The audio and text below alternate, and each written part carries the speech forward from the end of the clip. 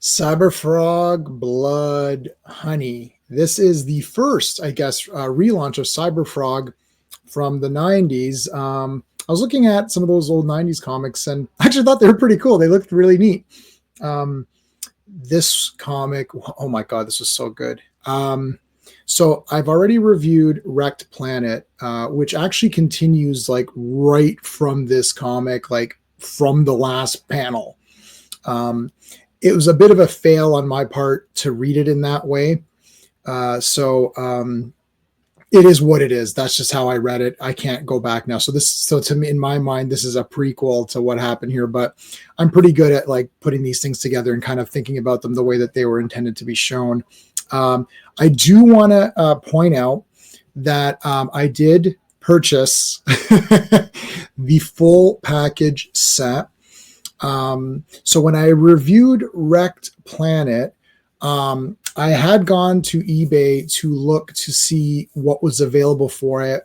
And some people, some of my subscribers kindly mentioned to me that there was a full pack that Ethan had provided in order to help, I guess, I think it was an Australian guy, I think, but to help it with the shipping, because the shipping is absolutely disgustingly brutal in Canada.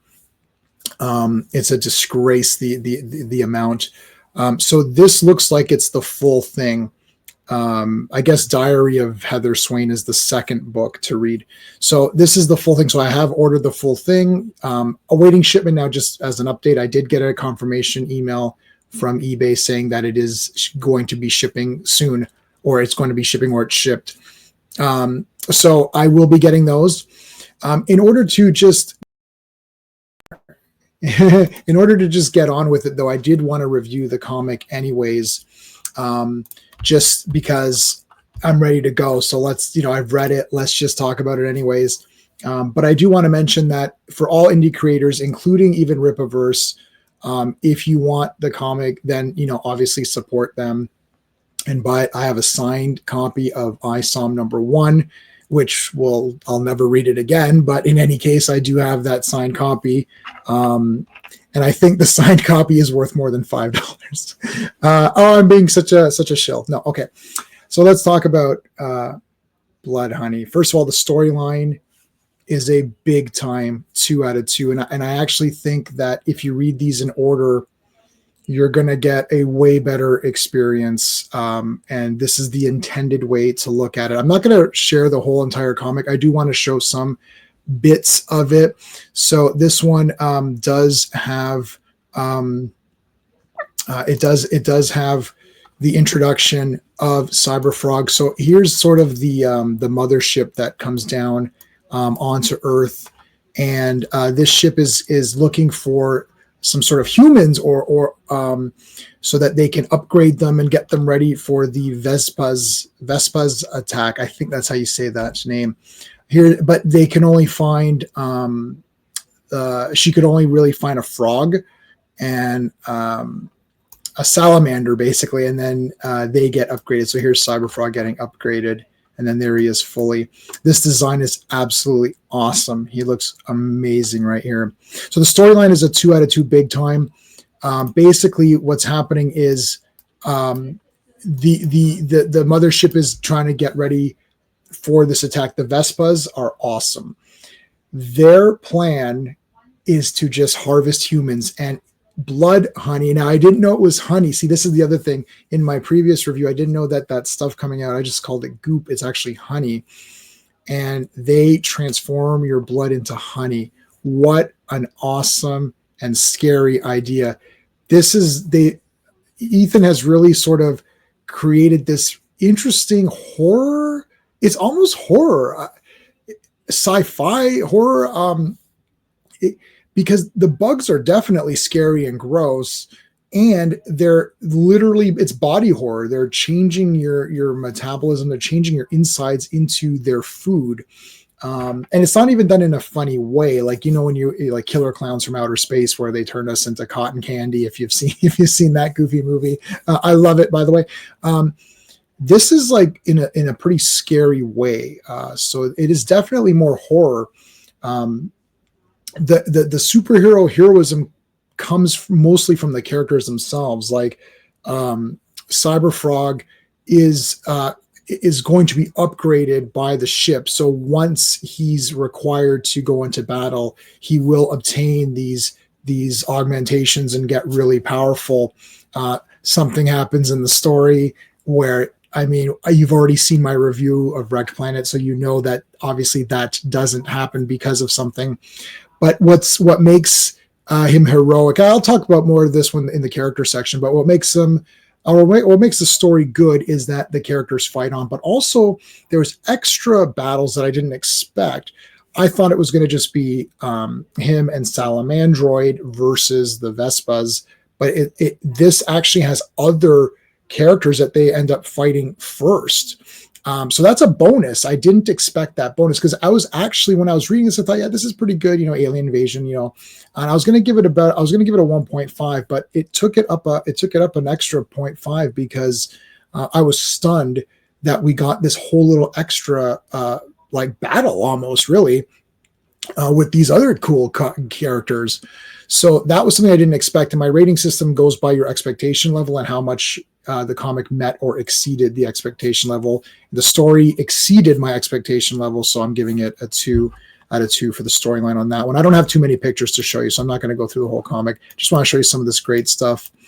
The pacing, I'll tell you right now, I had slight issue with the pacing on the previous book, but I actually might amend that because the pacing here is great, and I understand now why the pacing was the way it was in book 2 with book 1, because we end on a massive action sequence. So you have to then balance that out. And that's something that you're only going to get from reading this in order the way it was intended to be, right? So I didn't read in order, whatever. It's on me, but I mean, what are you going to do?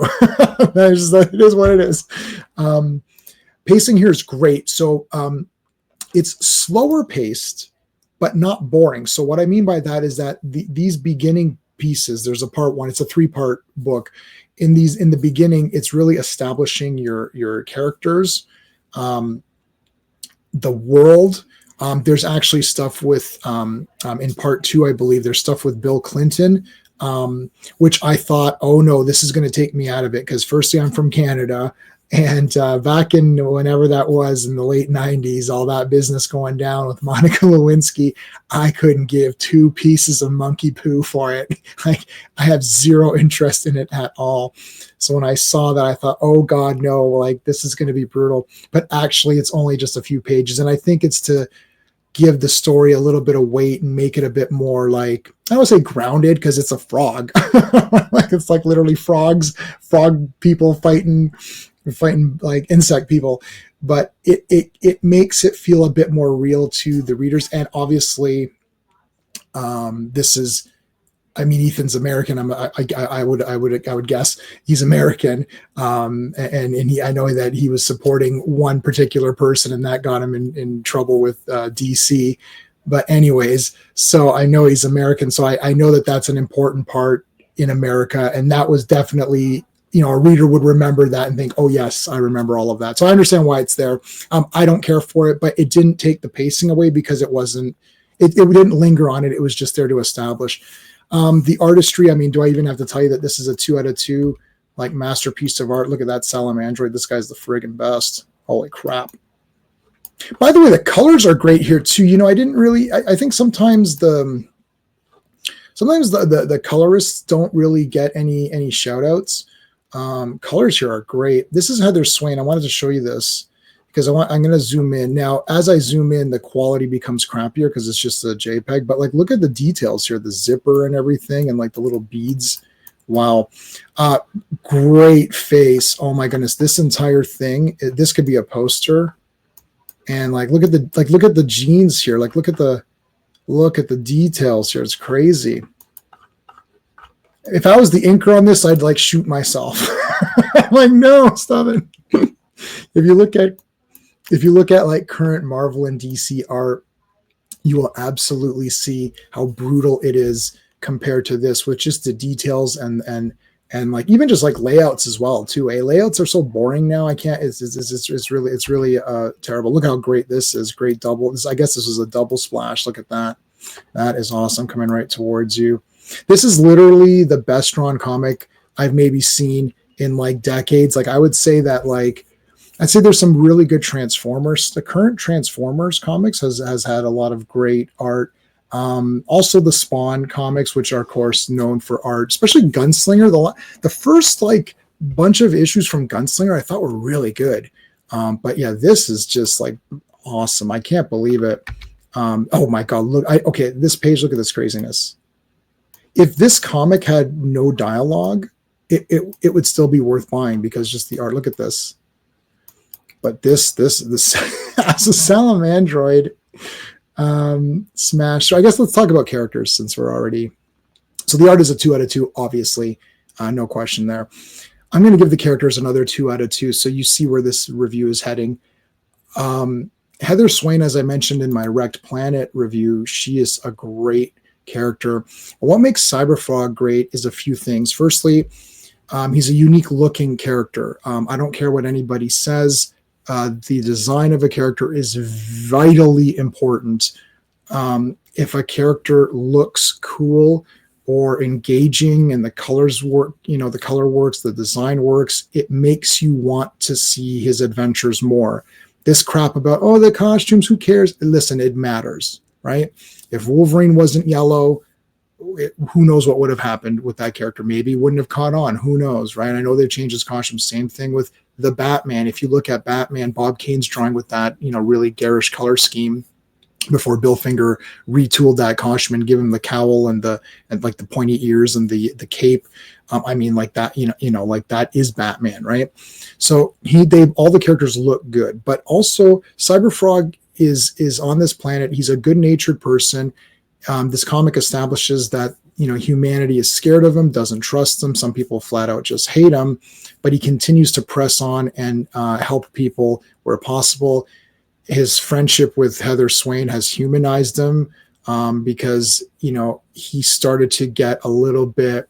I don't want to say he hated humanity, but he was still saving people, but he felt disconnected. This connection brings him closer.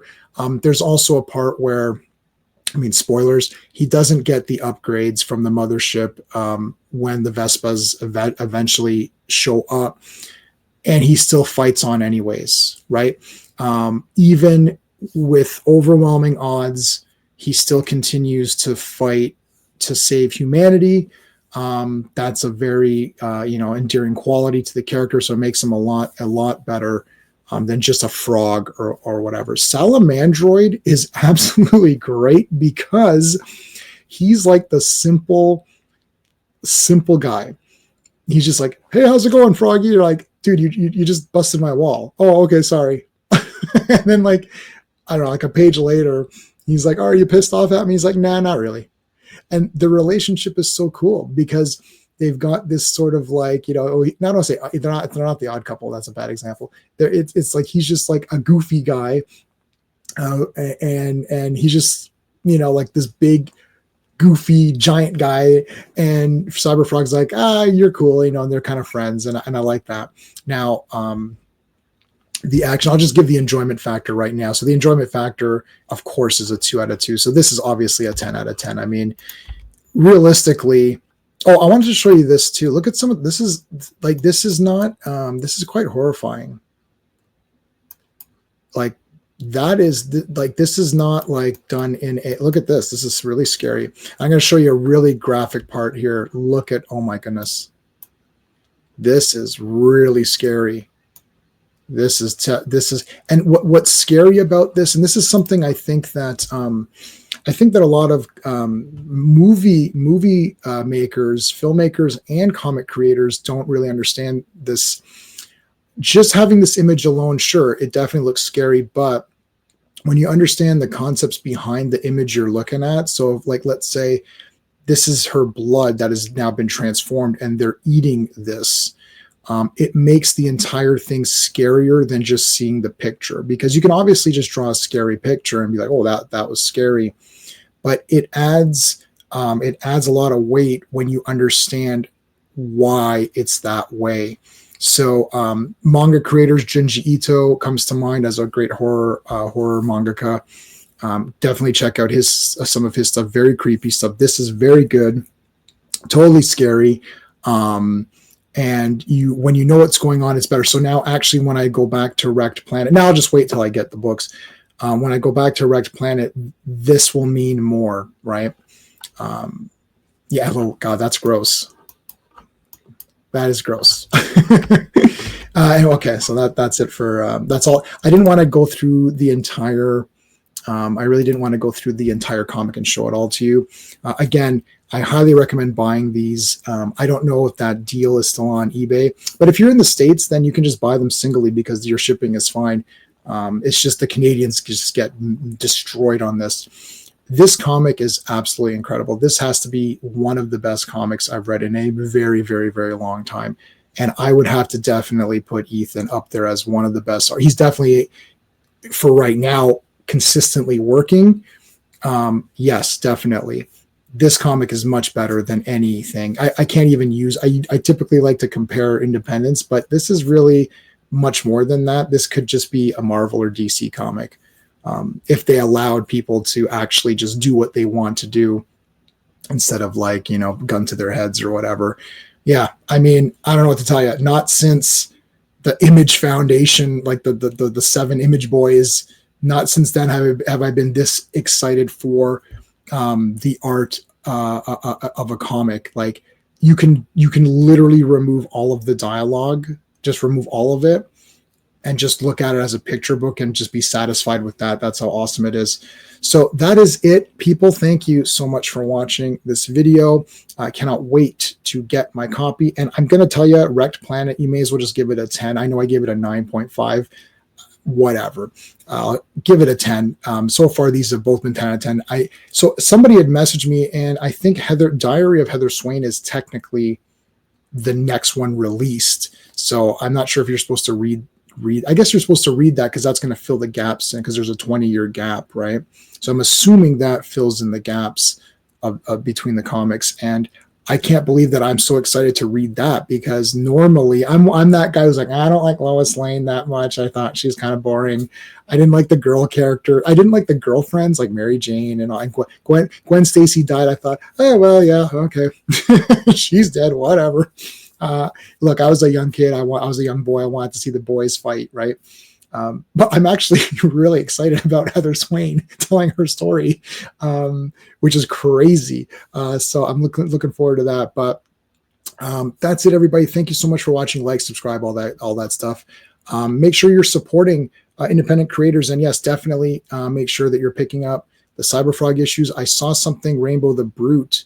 I've been seeing he's been promoting that. That actually looks really cool, and I really like that idea. I'm slightly jealous. I would have loved to have thought of that idea myself, of taking the girly toys and making them all into these butch men. Sounds and looks really neat, but we'll cross that when we get to it. Anyways, guys, thanks for watching. Until next time.